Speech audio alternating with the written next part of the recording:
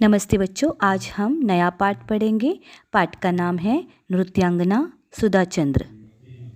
जीवन के किसी भी क्षेत्र में शिखर तक पहुंचने के लिए दृढ़ इच्छा शक्ति और कठिन परिश्रम की आवश्यकता पड़ती है।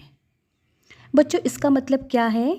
जीवन में अगर आप कुछ पाना चाहते हो, आपको कामयाब होना है, तो क्या वो आसानी से मिलेगा? नहीं। तो आपको क्या करना चाहिए?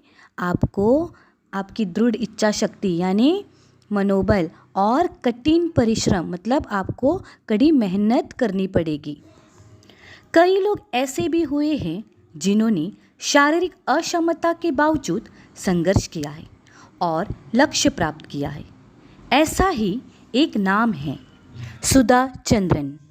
सुधा चंद्रन की माता श्रीमती तंगम एवं पिता श्री केडी चंद्रन की हार्दिक इच्छा थी कि उनकी पुत्री राष्ट्र ख्याति की नृत्यांगना बने।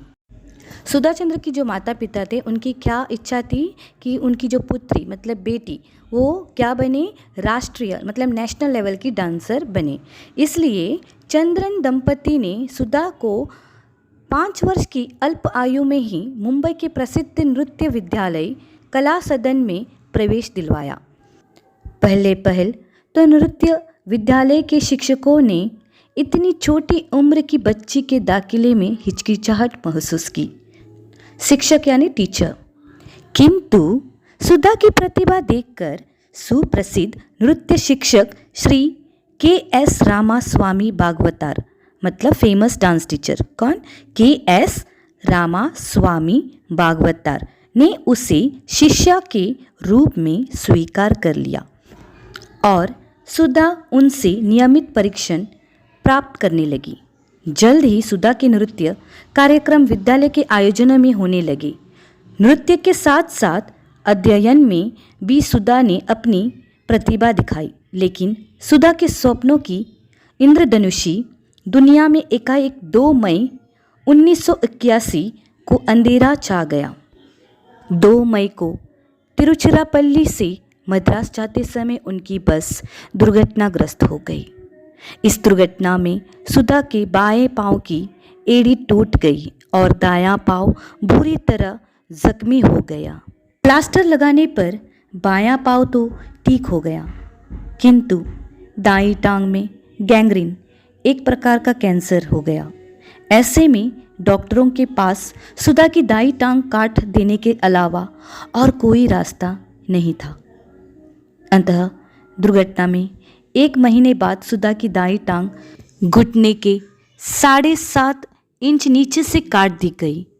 एक टांग का कट जाना संभवतः किसी भी नृत्यांगना के जीवन का अंत ही होता। सुधा के साथ भी यही हुआ।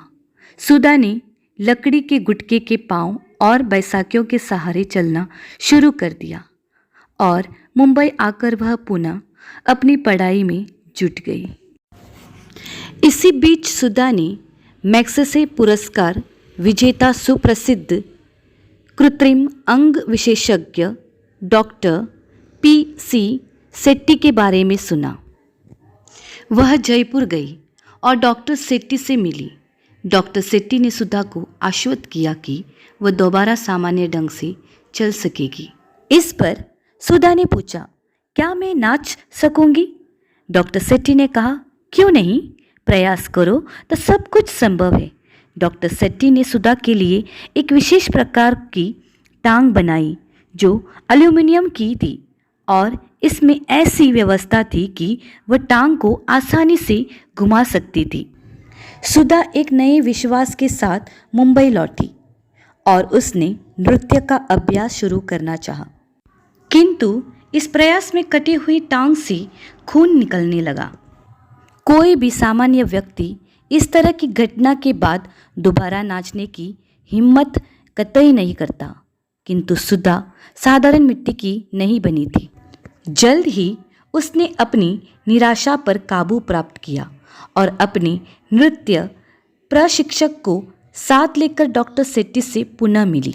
डॉक्टर सेट्टी ने सुधा के नृत्य प्रशिक्षक से नृत्य हेतु पाँवों की विभिन्न मुद्राओं मतलब जो पैर के जो डिफरेंट डिफरेंट डांस स्टेप्स होते हैं ना, उसको गंभीरता से देखा परखा और एक नई टांग बनवाई जो नृत्य की विशेष ज़रूरतों को ध्यान में रखकर बनाई गई थी। टांग लगाते समय डॉक्टर सेठी ने सुधा से कहा, मैं जो कुछ कर सकता था मैंने कर दिया, अब तुम्हारी बारी है। सुधा ने पुनः नृत्य का अभ्यास प्रारंभ किया। शुरुआत बहुत अच्छी नहीं रही। कटे हुए पाँव के टूट से खून रिसने लगा, किंतु सुधा ने कड़ा अभ्यास जारी रखा। कठिन अभ्यास से सुधा जल्द ही सामान्य नृत्य मुद्राओं को प्रदर्शित करने में सफल हो गई।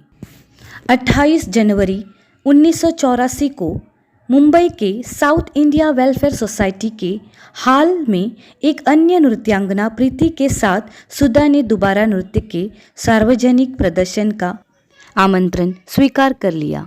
यह दिन सुधा की जिंदगी का संभवतः सबसे कठिन दिन था, उस दिन से भी ज्यादा, जबकि उसका पांव काट दिया गया था। सुधा का यह प्रदर्शन बेहद सफल रहा। चहेतों ने उसे देखते देखते पलकों पर उठा लिया और वह रातों रात एक ऐतिहासिक महत्व की व्यक्तित्व हो गई। उसकी अद्भुत जीवन यात्रा से प्रभावित होकर तेलुगु के फिल्मकार ने उसकी ज़िंदगी को आधार बनाकर एक कहानी लिखवाई और मयूरी नाम से तेलुगु में एक फिल्म बनाई। अपने पात्र को सुधा ने स्वयं पर्दे पर जीवंत कर दिया।